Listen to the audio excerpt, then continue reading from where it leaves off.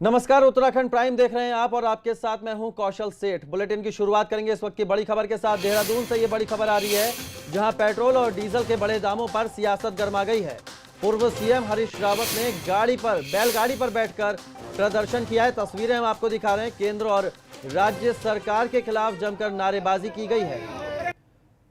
तो पेट्रोल और डीजल के बढ़े दामों पर सियासत गर्मा गई है। कांग्रेस राष्ट्रव्यापी प्रदर्शन कर रही है। तस्वीरें देहरादून की है, जहां उत्तराखंड के पूर्व सीएम हरीश रावत बैलगाड़ी पर बैठकर प्रदर्शन कर रहे हैं। ये विरोध जता रहे हैं पेट्रोल और डीजल के बढ़े दामों के खिलाफ। केंद्र और राज्य सरकार के खिलाफ नारेबाजी भी की गई इस प्रदर्शन के दौरान। बढ़ती महंगाई को लेकर पूर्व मुख्यमंत्री हरीश रावत अपना विरोध जता रहे हैं। हम उनसे बात करेंगे। सर, किस तरीके का विरोध आप जता रहे हैं बैलगाड़ी पर बैठकर आज?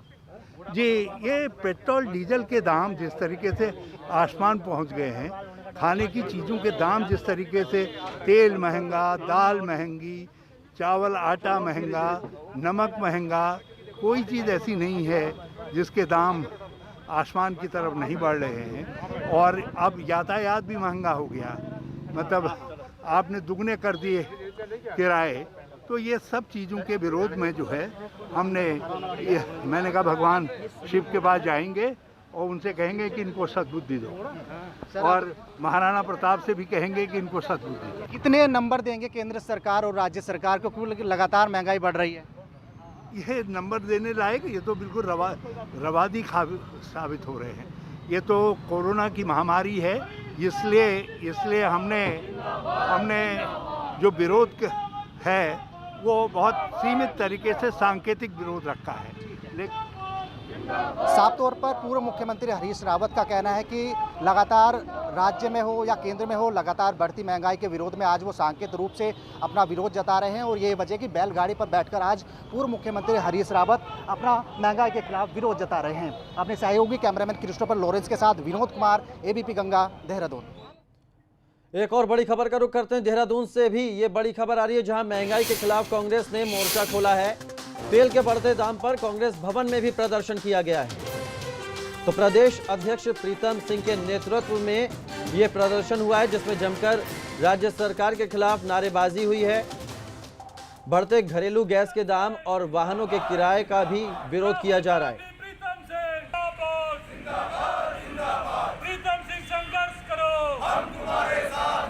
देश के अंदर जिस तरीके से पेट्रोल डीजल के दाम लगातार बढ़ रहे हैं, तो स्वाभाविक बात है पेट्रोल डीजल के दाम बढ़ेंगे तो महंगाई भी बढ़ेगी। आज गरीब आदमी पर दोहरी मार जो है केंद्र की सरकार और राज्य की सरकारें करने का काम कर रही है। एक और कोरोना की महामारी से गरीब व्यक्ति जंग लड़ने का काम कर रहा है, और दूसरी ओर पेट्रोल डीजल के जो दाम बढ़ रहे हैं, इससे महंगाई अपने चरम पर है। और मैं कहना चाहता हूं कि आज अंतर्राष्ट्रीय बाजार में जो कच्चा तेल है वो न्यूनतम दर पर है, और उसके बावजूद भी पेट्रोल डीजल के दाम आसमान छू रहे हैं। हालत ये है कि डीजल के दाम ज़्यादा और पेट्रोल के दाम कम हो गए हैं, तो आप अंदाज़ा लगा सकते हैं कि केंद्र में कैसी सरकार बैठी हुई है। 2014 से पूर्व सत्ता में बैठे हुए लोग पेट्रोल डीजल के दाम बढ़ने पर जो सड़कों पर उतरने का काम करते थे। मैं आज सत्ता में बैठे हुए लोगों को याद दिलाना चाहता हूं, जब यूपीए की सरकार थी उस समय अंतर्राष्ट्रीय बाजार में जो है कच्चा तेल अपनी उच्चतम दर पर था, लेकिन तब भी यूपीए की सरकार ने पेट्रोल डीजल के दाम नियंत्रित रखने का काम किया है। अब मैं सत्ता में बैठे हुए लोगों से पूछना चाहता हूं कि आप बताइए क्यों जो है लगातार पेट्रोल डीजल के दाम बढ़ रहे हैं। तो लगातार कांग्रेस का राष्ट्रव्यापी ये प्रदर्शन है। देहरादून की ये तस्वीरें हैं, जहां कांग्रेस कार्यालय पर, कांग्रेस भवन पर प्रदर्शन हुआ। दो तस्वीरें हम आपको दिखा रहे हैं। एक तस्वीर हरीश रावत की है, जब वो बैलगाड़ी पर बैठकर विरोध जता रहे थे, और दूसरी तस्वीर कांग्रेस भवन की है, जहां प्रदेश अध्यक्ष प्रीतम सिंह के नेतृत्व में महंगाई के खिलाफ ये प्रदर्शन किया गया। विनोद कुमार हमारे संवाददाता देहरादून से इस खबर पर ज्यादा जानकारी के साथ जुड़ गए। विनोद, पूरा राष्ट्रव्यापी प्रदर्शन है कांग्रेस का, चाहे तेल के बढ़ते हुए दाम हो, रसोई गैस के दाम हो। अब देहरादून में क्या तस्वीर नजर आ रही है? जी देखिए कौशल, आज पूरी तरह से विपक्ष में बैठी कांग्रेस पूरी तरह से राज्य सरकार हो या केंद्र सरकार हो उस पर पूरी तरह से हमलावर रूप में है। यही वजह है कि आज राजधानी देहरादून में 2 जगह पर प्रदर्शन किए जा रहे हैं कांग्रेस के माध्यम से। सबसे पहले अगर बात कर ली जाए, पूर्व मुख्यमंत्री हरीश रावत जो कि 14 दिनों के होम क्वारंटीन में थे, आज उनकी अवधि समाप्त हुई है, तो उन्होंने आज जमकर प्रदेश सरकार और केंद्र सरकार पर हमला बोला है। यही वजह है कि जिस तरह से लगातार डीजल और पेट्रोल के दाम बढ़ रहे हैं, राशन के दाम बढ़ रहे हैं, खाद्यान्न सामग्रियों के दाम बढ़ रहे हैं, उनको लेकर आज उन्होंने अपना विरोध जताया है और लगातार करीब 5 किलोमीटर तक वो बैलगाड़ी पर बैठकर विरोध जताकर राज्य सरकार पर हमला बोलते रहे हैं। यही वजह है कि लगातार जिस तरह से महंगाई और अपने चरम सीमा पर हो, चाहे वो डीजल हो, चाहे पेट्रोल हो, तमाम खाद्यान्न राशन हो, उनकी महंगाई को लेकर आज पूरी तरह से कांग्रेस जमकर हल्ला बोल रही है। दूसरी तरफ की अगर बात करें तो ये एक थोड़ी सी भिन्नता जरूर होगी कौशल, क्योंकि लगातार अब कांग्रेस के प्रोटेस्ट यहाँ पर शुरू हो गए हैं। अब महंगाई को लेकर दूसरी तरफ प्रदेश अध्यक्ष के नेतृत्व में कांग्रेस कार्यालय पर विरोध प्रदर्शन हुआ। मुद्दा ये भी सिर्फ महंगाई का था, जिसमें राशन हो, डीजल हो, पेट्रोल हो, तमाम ऐसे मुद्दों को लेकर यानी महंगाई को लेकर आज सरकार पर पूरी तरह से हमलावर मोड पर कांग्रेस यहाँ पर नजर आ रही है। और यही वजह है कि सैकड़ों कार्यकर्ता अलग अलग स्थानों पर आज जमकर प्रदर्शन सरकार के खिलाफ कर रहे हैं, मुख्यमंत्री के खिलाफ कर रहे हैं और केंद्र सरकार के खिलाफ कर रहे हैं।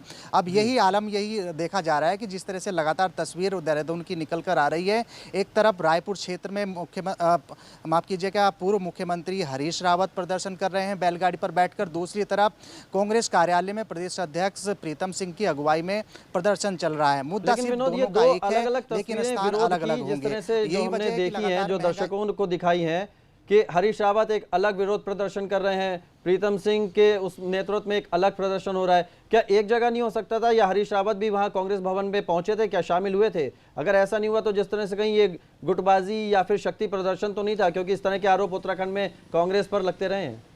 जी देखिए यही बात जी कौशल, ये सबसे महत्वपूर्ण बात है कि जिस तरह से अब मैंने आपको बताया कि सिर्फ मुद्दा सरकार को घेरने का है, वो महंगाई का मामला हो, खाद्यान्न सामग्री की बढ़ती कीमतों का हो, लेकिन सरकार विपक्ष में बैठी कांग्रेस अलग अलग स्थानों पर प्रदर्शन कर रही है। क्या एकजुट होने की संभावना उनकी नहीं बनती नजर आ रही है? एक तरफ पूर्व मुख्यमंत्री हरीश रावत प्रदर्शन राज्य सरकार के खिलाफ, केंद्र सरकार के खिलाफ कर रहे हैं, दूसरी तरफ उसी मुद्दे को लेकर प्रदेश अध्यक्ष प्रीतम सिंह की अगुवाई में प्रदर्शन चल रहा है।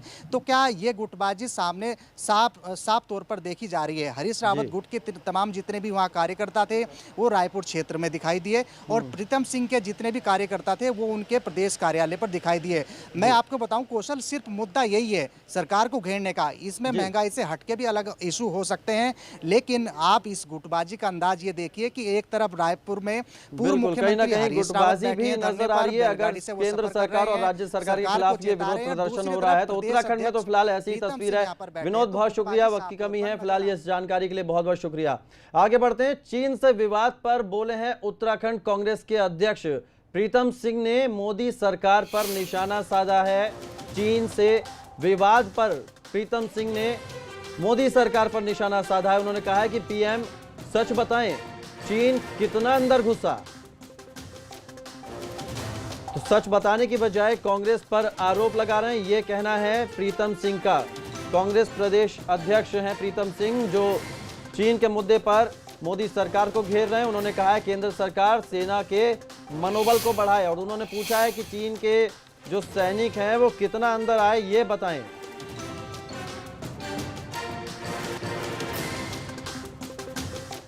तो प्रीतम सिंह ने यह निशाना साधा था। आगे बढ़ते हैं। कैलाश मानसरोवर यात्रा मार्ग पर तमाऊ गांव के लोग सरहद पर पैदा हुए तनाव से परेशान हैं। उनका कहना है कि नेपाल और चीन के साथ व्यास घाटी, कुटी घाटी और धारचूला के लोगों का खुला व्यापार है, लेकिन इस तनाव के चलते बुरी तरह से व्यापार प्रभावित हो गया है। देखिए क्या कहा सरहद के आसपास रहने वाले लोगों ने।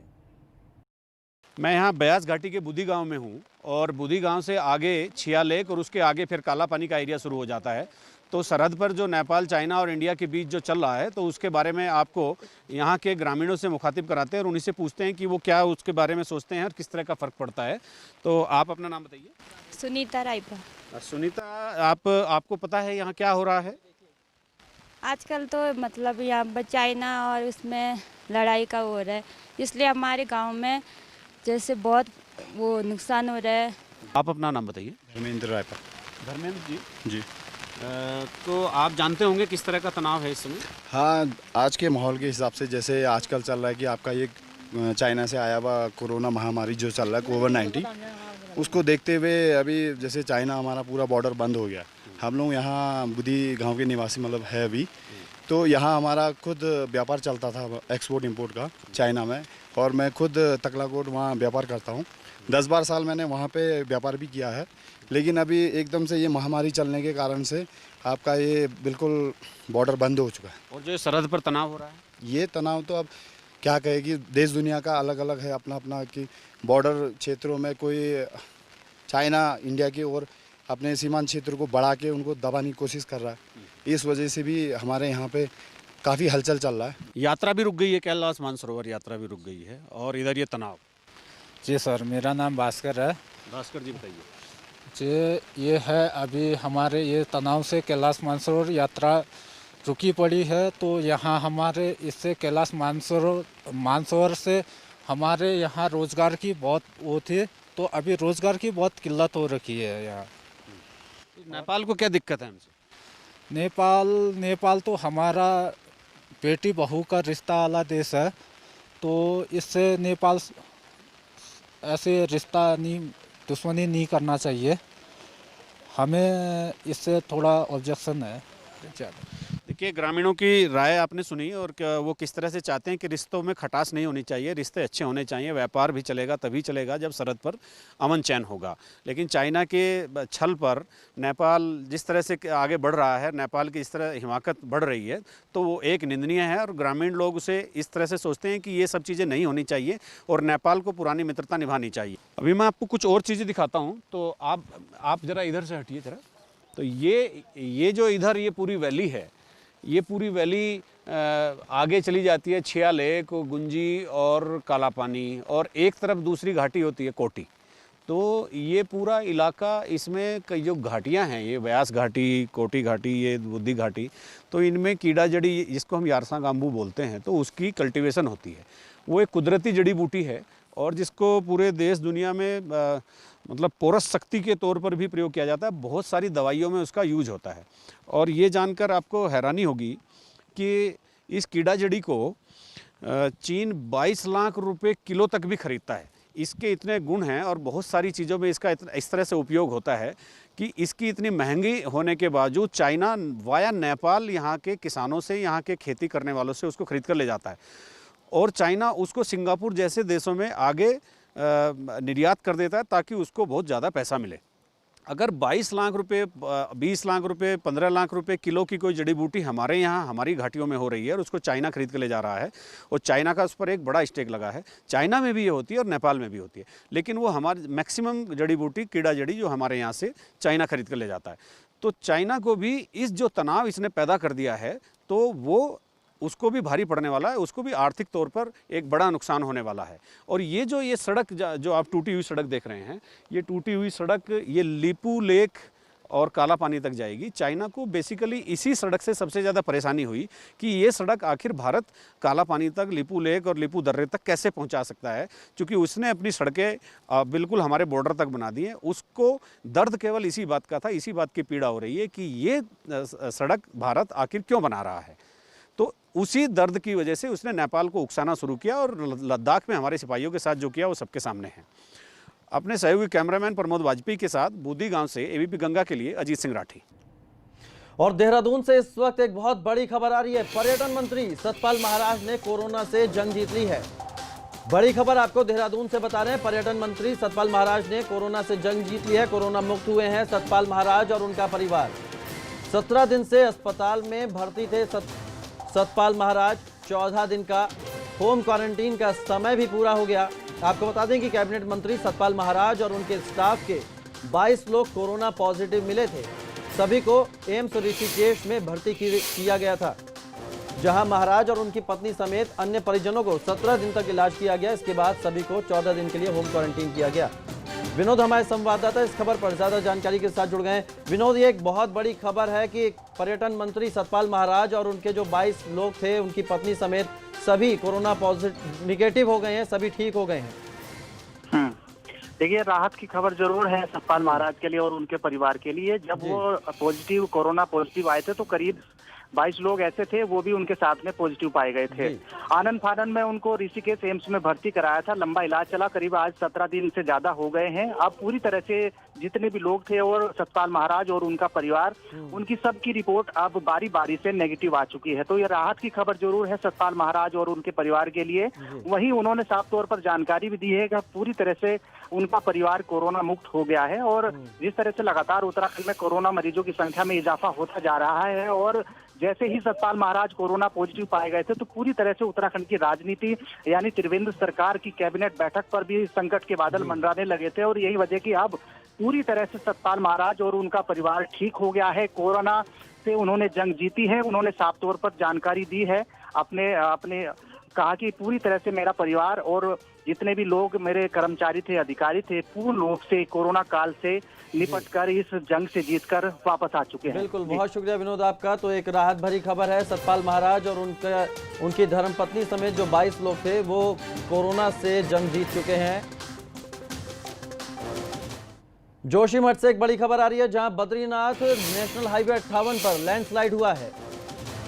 बड़ी खबर जोशीमठ से, बद्रीनाथ NH 58 पर लैंडस्लाइड हुआ है। लांबागढ़ स्लाइड में लैंडस्लाइड के चलते रास्ता बंद हो गया है, जबकि अभी चमोली जिले में बारिश शुरू नहीं हुई है, लेकिन बिना बारिश ही लांबागढ़ स्लाइड जोन में भूस्खलन शुरू हो गया है, जिसके चलते बद्रीनाथ मार्ग 58 बार बार बाधित हो रहा है। दशकों से नासूर बना, हर बार की तरह इस बार भी यहाँ पर लैंडस्लाइड नासूर बनता जा रहा है, जिसके चलते बद्रीनाथ राष्ट्रीय राजमार्ग 58 बिना बारिश के भी बाधित होना शुरू हो गया है। हालांकि ये तस्वीरें हम आपको दिखा रहे हैं, जेसीबी से रास्ता खोलने का भी काम किया जा रहा है। ये वो मलबा है जो सड़क पर गिरा है, पत्थर चट्टानें भी आप यहाँ देख सकते हैं तस्वीरों में। बद्रीनाथ NH 58 पर लैंडस्लाइड हुआ है।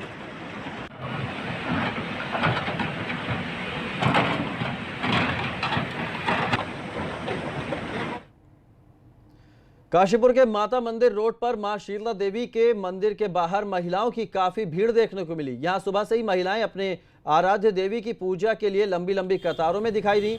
मंदिर के गेट पर पुजारी ने भक्तों को कोरोना महामारी के चलते एक एक कर दर्शन करने की इजाजत दी, तो महिलाएं मंदिर के गेट पर ही पूजा अर्चना में जुट गईं और अपनी बारी आने का इंतजार करने लगी। दरअसल आज गुप्त नवरात्रि की नवमी है। हर साल आज के दिन माता शीतला की पूजा की जाती है। इसी वजह से काशीपुर की माता शीतला मंदिर पर महिलाओं की ये भीड़ जमा हो गई थी। आज आषाढ़ मास की गुप्त नवरात्रि की नवमी तिथि है, जिसमें लोग खानदानी अपनी पूजा करते हैं तथा कई वर्षों से माता पूजते चले आ रहे हैं। हमारे सोशल डिस्टेंस में पूरा पालन हो रहा है। लोगों को मास्क लगा के अंदर प्रवेश कराया जा रहा है, सैनिटाइजर कराया जा रहा है और 6 फीट की दूरी का पूरा ध्यान रखा जा रहा है। कोरोना के चलते जहां लोगों की अर्थव्यवस्था बिगड़ चुकी है, वहीं कुछ लोग ऐसे हैं जो सरकारी सिस्टम के व्यस्त होने का फायदा उठाकर सरकारी बजट को ठिकाने लगाने की कोशिश में जुटे हुए हैं। ऐसा ही टिहरी जिले के कीर्तिनगर ब्लॉक में मथेला टिहरी सड़क मार्ग पर इन दिनों निर्माण करने वाली कंपनी नियमों को ताक पर रखकर सड़क बनाने का काम कर रही है। कंपनी सरकारी बजट का दुरुपयोग कर रही है और निर्माण में लापरवाही का खामियाजा किसानों को उठाना पड़ रहा है।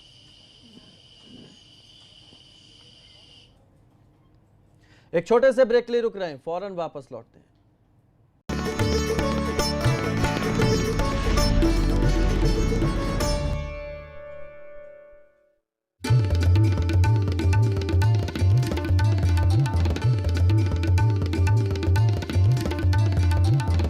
आप देख रहे हैं एबीपी गंगा, खबर आपकी, जुबान आपकी।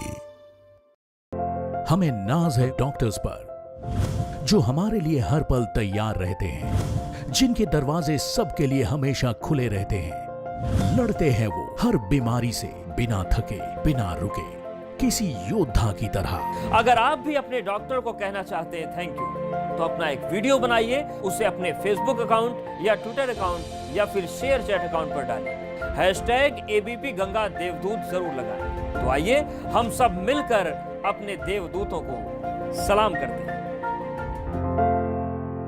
डाबर हनी की बात है ऑसम। इसमें है फायदे बेशुमार। आपकी इम्यूनिटी ये बूस्ट करने में मदद करे ताकि आप रहे हमेशा तैयार। चाहे सुबह गुनगुने पानी में मिलाओ या फिर डालो अपने खाने में। इसके एंटीऑक्सीडेंट्स एंड मिनरल्स हेल्प करेंगे इम्यूनिटी बढ़ाने में। लीजिए डाबर हनी हर रोज, आपका natural immunity booster.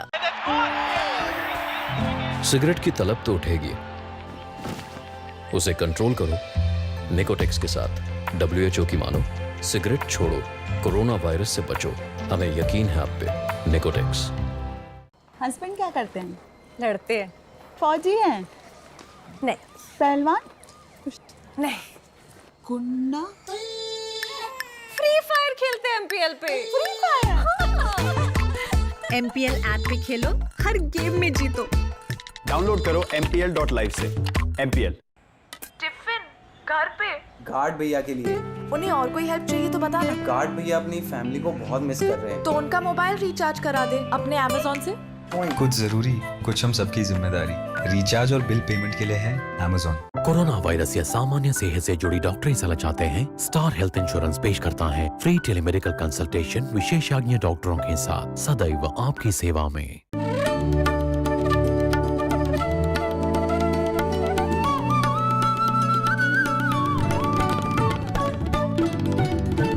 ABP Ganga, खबर आपकी, जुबां आपकी।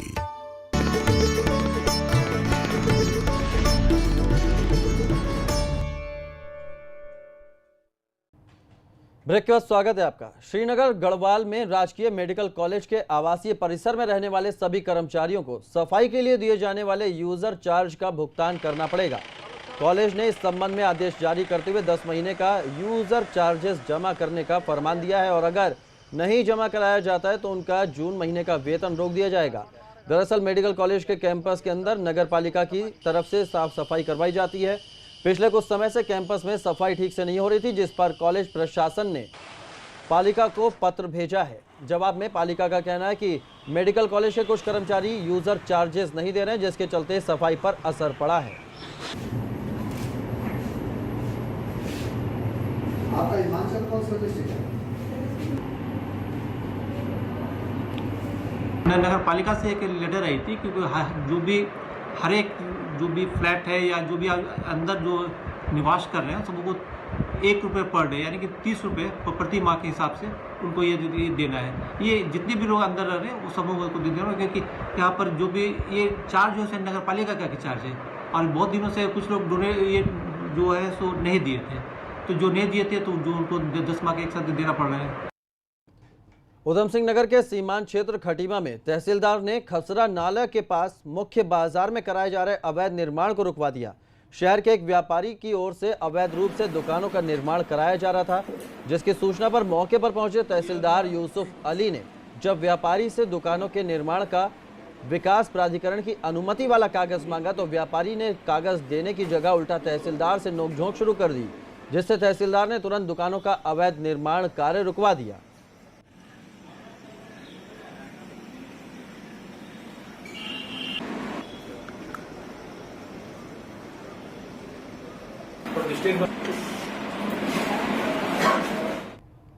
उधम सिंह नगर जिले के खटीमा पहुंचे अपर पुलिस अधीक्षक देवेंद्र पिंचा ने खटीमा, नानकमत्ता और झनकैया थानों के पुलिस अधिकारियों के साथ समीक्षा बैठक की। वहीं अनलॉक 1 में कोरोना संक्रमण के बढ़ रहे खतरे के मद्देनजर पुलिस कर्मियों को अपनी ड्यूटी पर मास्क, दस्ताने और सैनिटाइजर का इस्तेमाल करने के साथ ही सामाजिक दूरी बनाए रखने के नियमों का सख्ती से पालन करने के निर्देश भी दिए। इसके साथ ही एडिशनल एसपी ने सभी थानों के एसओ के साथ सीमांत क्षेत्र में हो रही आपराधिक घटनाओं की समीक्षा की। समय के साथ देखा जा रहा है कि कोरोना थोड़ा सा बढ़ रहा है, तो इससे जो हमारे जो फ्रंट लाइन वर्कर है, जो पुलिस, हमारे विभाग वाले सबसे ज़्यादा क्योंकि क्लोज टच में रहते हैं तो सबसे ज़्यादा खतरा इन्हीं पे रहता है। तो फिलहाल इनको वही गाइडेंस दिए गए हैं कि अधिक से अधिक जो सोशल डिस्टेंसिंग और मास्क के जो नियम है उनका पालन करने के साथ साथ जो अपने हाइजीन है उनको भी मेंटेन करें, हाथ धोना वगैरह जो बताया गया है उसको मेंटेन करें, और जो उनको गाइडेंस दी गई है कि पीपी किट पहन के जैसे आगे बढ़ना है या जो काम करना, अपना जो प्रिकॉशन है वो प्रॉपर रखते हैं। पौड़ी में लापरवाह लोगों के खिलाफ नगर पालिका एक्शन में है। पालिका ने ऐसे लोगों की धरपकड़ कर 50 से ज्यादा ऐसे लोगों के चालान काटे हैं जो बिना मास्क के घूमकर कोरोना को निमंत्रण दे रहे थे। दरअसल यहाँ कुछ दिनों से बहुत से लोग कोरोना वायरस के बढ़ते खतरे को लेकर गंभीर नहीं दिखे हैं। आलम यह है कि कई लोग बिना मास्क के ही सार्वजनिक स्थानों पर घूमकर बीमारी को न्योता दे रहे हैं। इससे आम लोगों के साथ व्यापारी वर्ग भी शामिल है। वो लोग सरकार की गाइडलाइन का माहौल उड़ाकर पूरे शहर को खतरे में झोंक रहे हैं। साहब के इसमें आदेश निर्गत हैं, जिसके तहत अगर कोई बिना मास्क के और बिना उसके स्कार्फ के या कोई कपड़ा भी नहीं लपेटता है या सोशल डिस्टेंसिंग का पालन नहीं करता है, तो उसके तहत हमारे नगर पालिका द्वारा चालानी कार्रवाई अमल में लाई जा रही है। तो प्रथम बार उल्लंघन करने पे 100 रुपया, दूसरी बार भी उल्लंघन करता है अगर कोई व्यक्ति शहर के अंदर तो फिलहाल उत्तराखंड प्राइम में इतना ही, लेकिन उत्तर प्रदेश और उत्तराखंड की तमाम खबरों के लिए देखते रहिए एबीपी गंगा, खबर आपकी जुबान आपकी।